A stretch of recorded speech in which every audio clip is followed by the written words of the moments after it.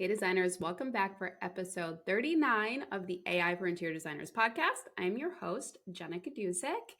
And today I wanted to talk to you about my disdain for social media, my most recent disdain for social media, and the way that AI is just AI and the guys that are like in charge of it are just so out of control. Like, can we just talk about this? Okay, cool. We're going to talk about it. So, I showed up every single day on Instagram last year for the most part. There was a few towards the end. I was like, I did it. We're done. I can't. And I just needed a mental break. But that was my goal. I showed up every single day. The benefit was incredible. Like the connections were incredible. It was well worth the experiment to try it and just see what happened.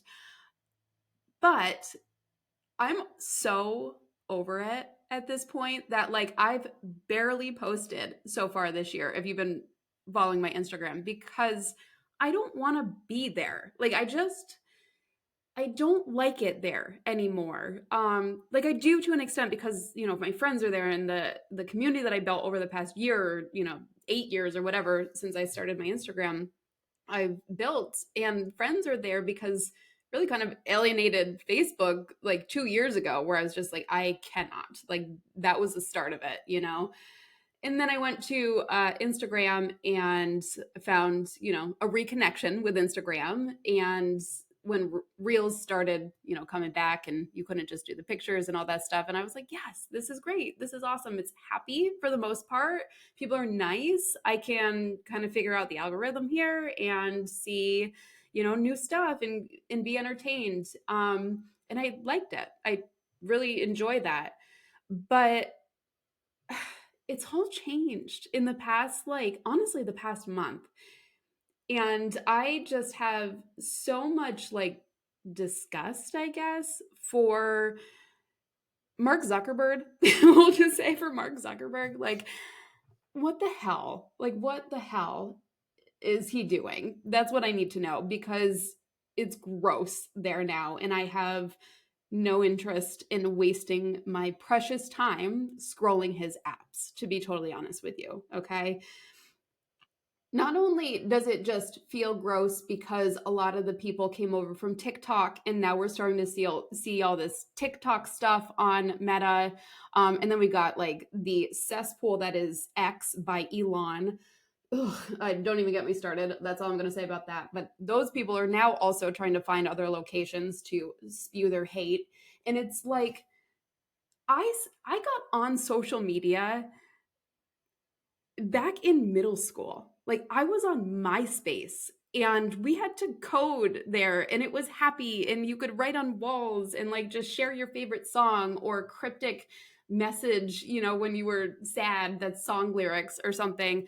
And then I was one of the first people on Facebook and that was my senior year of high school. So Facebook for me, I grew up with writing on people's walls and poking each other, and being happy there and sharing entire albums of my college days, going out and uploading it the next day from my camera, sim drive, all the crazy shenanigans, putting them in a folder, tagging everybody that was there that night, and then doing it all again the next weekend, like that is my experience with social media. The good vibes, like connections. I'm going to just show up and be who I am and like share my life. And I don't have to worry about my grandma seeing my post or, my mom commenting, which she wouldn't. But, like, it just, this was before everybody got on these platforms. And then when everybody started getting on, they just got too big for their britches, is my feeling on that. Where they're just like, well, we run the world, which is ironic since, Mark basically stole the idea from his college buddies and then decided to make an app about voting women in or out for their looks, which alone the premise for Facebook was just disgusting. I think Tom from MySpace totally had it right, where he like built this awesomeness and then sold it and is now a world traveling photographer. And I love that for him. And he still has his exact same picture as his profile pictures, because it's like he was our first and many of us only friend on that platform, MySpace. But you always had a friend, right? Like you always had a friend with Tom. And it was just fun. Like it was just back then it used to be fun and light, and it was before brands got on, and then social selling and affiliates. And don't get me wrong, I love passive income, but like the gross factor and the exploitation factor was non-existent. Like you just went to social and you messaged your friends and you shared your life, and you were nice to each other for the most part. What happened? Like what happened? And now we're about to get into the next part of all of this, where the fakeness is is already here. First of all, like, you know, I feel bad for my parents' generation, the boomer generation, because and my parents are savvy. Like they try and stay up to date, but they didn't grow up with this technology like I did. Like they knew what they knew from me. So um watching that generation like be taken advantage of in so many different schemes and scams now, and then also like not knowing what's real and what's fake, it's devastating. Like it really is devastating, and not just to them. Like it's to the way that we think as a society. It's like people live or die by what they read on social, and half the time it's a lie or it's a fabricated, out of context bit of information that somebody has tried to take and then run with. And it's like, this is what is perpetually fueling the hate and the division in our country and in our world. And honestly, it all stems, I don't want to call them out specifically, but like Meta, like they own, Threads and Facebook and Instagram and WhatsApp. Like Meta is a monopoly. Yet here we are trying to take off TikTok because they're apparently too big. So it's the whole thing is just frankly bullshit. Like the whole thing, the whole social media thing, like why can't we just be nice, fact check information, and share positivity without being like, oh, well, that person's life is so great, like that they must have it all going on and they're only sharing the good parts. Like, why do we have to come from these angles with social media in like fight or flight mode? Because they did this to us. That's why. Like, they forced us to act like this and behave like this on social media. And now, with the new direction that Meta is taking, where they're not using third party fact checkers. I mean, it was already crazy on Facebook. Like, I'd open up like the videos and the reels on Facebook, and they would be so like conspiracy theory or just like flat out lies, or like I don't even know, but it's like a whole different vibe than like all like than my YouTube feed and my Instagram feed. I mean, now Instagram with all these TikTokers coming on is like, this is why I wasn't on TikTok. Thanks for reminding me.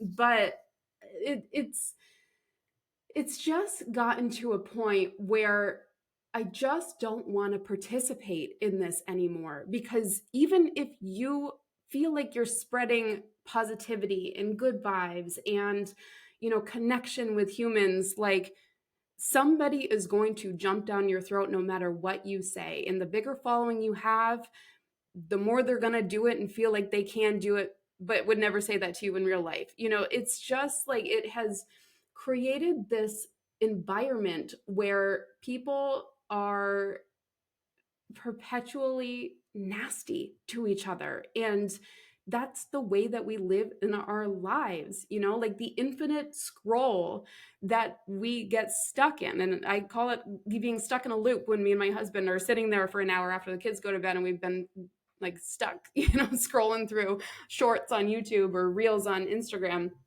and like sending them to each other, because that's, everybody's love language is to send those things. But but still, like, we'll look at each other and be like, well, there goes an hour of my time. And sometimes you need that, but the infinite scroll and the fact that there's no end, like it doesn't end, that's detrimental. Like, don't you think that that's awful? I don't know. Like, to me, being in this technology space and being, in the social space and the design space, like, I just want to go there to talk about business at this point and not my personal stuff, because I don't want to get ridiculed for anything in my life, because first of all, it's none of your business, but I know that people will. And so I try and keep everything as private as possible. Like, I stopped posting my kids about 2 years ago, unless there's a random story and then it's gone in 24 hours, because I don't feel safe. Like, feel like I don't feel like I did when I first started using social media. Like, it's just everything can be hacked. Everybody is trying to take advantage, and people are just not nice. And I just don't want to do it. I just don't want to do it. So let's talk about the next part of this, which is now Mark is, and I keep circling it and not saying it, but now Mark is like talking about these AI avatars. Did you see this? Where like they released them all, right? And then they immediately like pulled them back because people were like, why would we want to also have AI influencers in our feed? We don't even want to see the influencers that are in our feed now selling product. Why would we want to see an artificial bullshit avatar selling us something that they don't even use in the real world? Like, it's just so fake. It's so fake.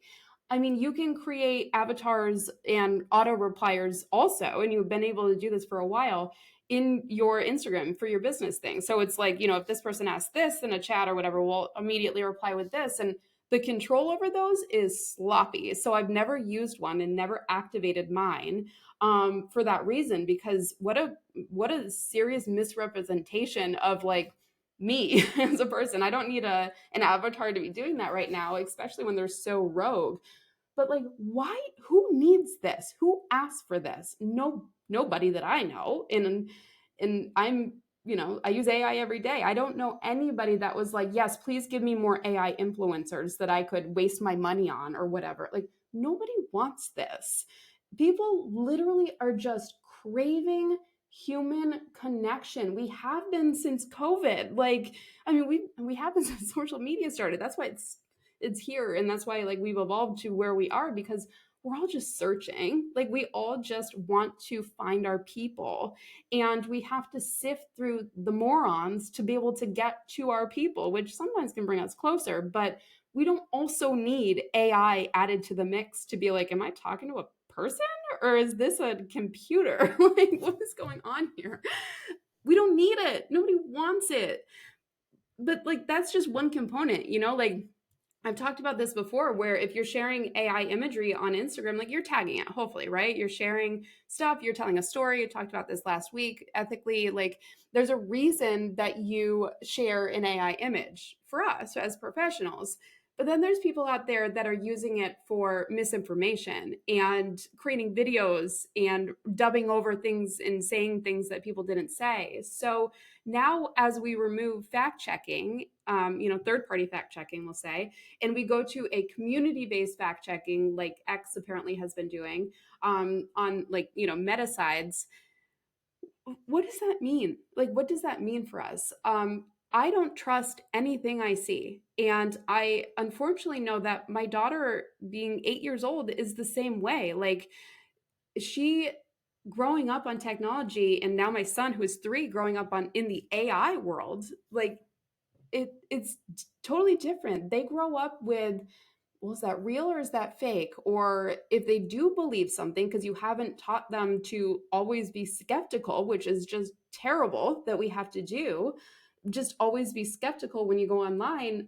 If they haven't done that, they fall for scams, or they fall for other bigger things that they get themselves trapped in, and can't get out, which is also like the biggest, most terrifying thing for our kids, right?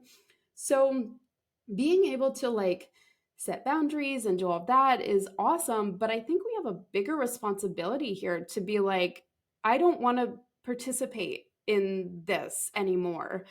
and I think it's going to take a while, and I don't know exactly what it's going to take, because I know people are getting off of certain platforms like left and right, but I don't know exactly what it's going to take for us to get back to a place where we can connect and we can feel good about the connections that we're making on social media. And we don't feel like we're always on guard. Like the second we open our app to scroll, it's just, it's different times.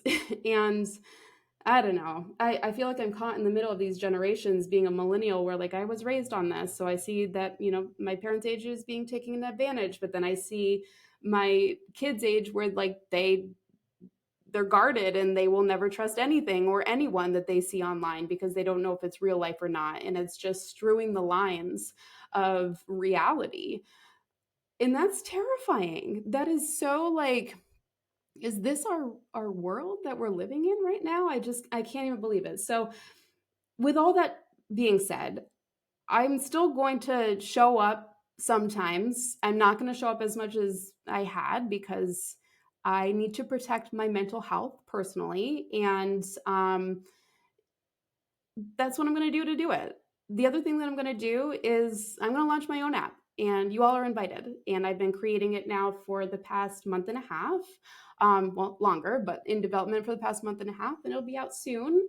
But I'm creating a social app, and I actually think that this might be, if I'm going to make a prediction here, the direction of a lot of, I don't know, companies, influencers, people in positions with audiences, because we are so burnt out and we're so sick of the constant rabbit hole of content creation and fakeness that we just want to be authentic and real and happy again.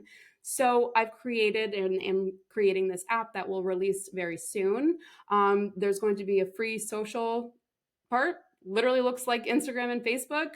When you look at the feed, where you can post, you can ask AI and business related questions. Zero politic like talk, none of that. The second that you bring it up, blocked, deleted. And also, and yeah, maybe that's censorship, but like, this is my app and I don't want to talk about politics. Bring up anything else. But there's other apps for that. We're not doing that there. Okay. So if you would like a politic free, good vibe, connection, and networking space within the interior design and small business community, which I will be branching out later, this is coming, and I want to personally invite you to it. And I'm excited for it because it's a place to connect, to grow, to learn, and to have some contests and some fun engagement when it comes to AI, and just stay ahead of the curve. And get the hell off social media. I mean, like, go and post and do your stuff and comment and ring the bells and do the whatevers, but like, let's just be nice to each other, and let's just develop our own app and say, screw you, tech guys. You're mean. I don't want any part of your BS anymore. And I mean, eventually, when people stop buying stuff off Facebook and all these other things, then maybe they'll make some changes. But that's not going to happen anytime soon. So I'm going to take matters into my own hands, as I always have done, and be the owner of my own happiness and positivity and mental health. And this is how I'm going to do it. And you all are welcome to join me if that is something that interests you as well. So be on the lookout for the app. If you are a daily member right now, so if you are in my program where I release Monday through Friday, new daily training sessions about AI, the latest and greatest, you're going to have first access beta in the next few weeks here in February, to try the socials, give me feedback, all that fun stuff before everybody else is invited to join us. And then when that happens, I will do a really fun event around it. And I have some excellent people on my team to help me execute this very fun, very different, and very engaging event around the app launch.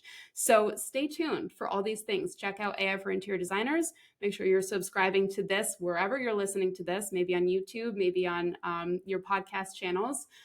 But I hope that you join me in fighting back. It's little. I know that. I know it's little in comparison, but I'm sick of it. I'm so sick of all of it, and I'm going to do something about it. So that's it. That's it for today. I know it wasn't super positive. I do have some really great other guests, by the way, planned coming up pretty soon. I've been working on so many things behind the scenes that I've like been holding back on that I'm excited to tell you guys about, but waiting for every duck to be in a row, and then I will get it out. But there's exciting things happening, and I will be sharing them all in our app. So, AI social, here we come. All right, that's it for today. I look forward to seeing you for episode 40. I can't even believe 40 episodes of a podcast that I was just like, oh, I'm just going to do this. Why not? I have no sponsors. I just show up for you guys because I like it. That's why I do what I do. That's why I'm creating this social app, because I like it, and mentally I try and do what's best for me, and hopefully it's good for you too. Okay, so that's it for today. Have a great day, and I'll see you next week. Bye.